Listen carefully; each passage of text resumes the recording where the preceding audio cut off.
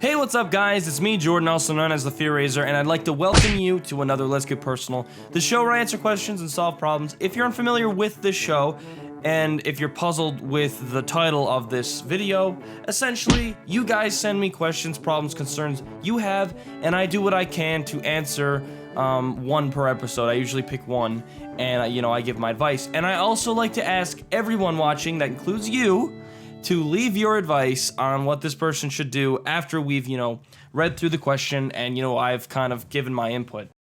And before we start the video, I just wanted to promote my my vlogging channel again.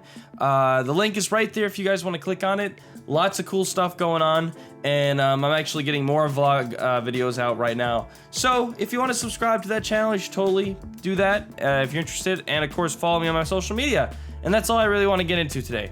So that being said, let's get into the video. So guys, I've been looking through the Let's Get Personals, and I realize it's been like about a week and a half now since I've done one.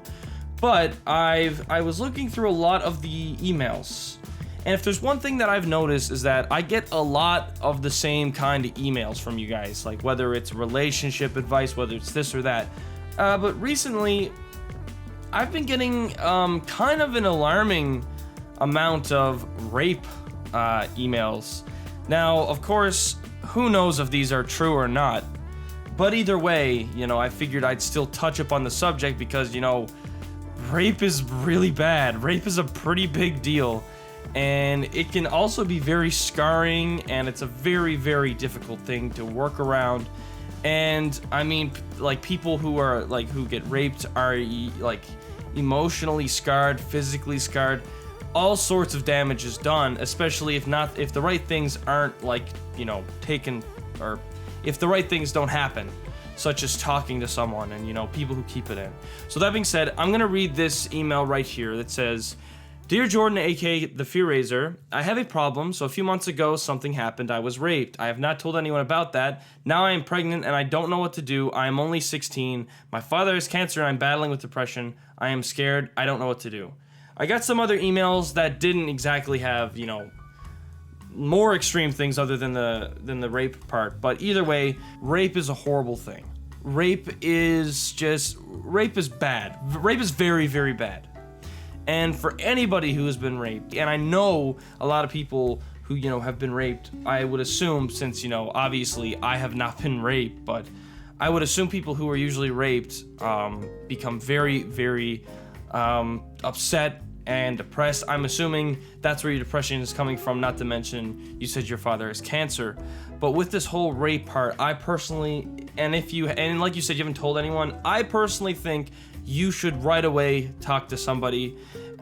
There's nothing to be, honestly, it's very empowering to see somebody say that they've been raped, and to stand up and to not let that bring them down. It's very empowering, and not everybody can do it because it's very emotional and like physically scarring.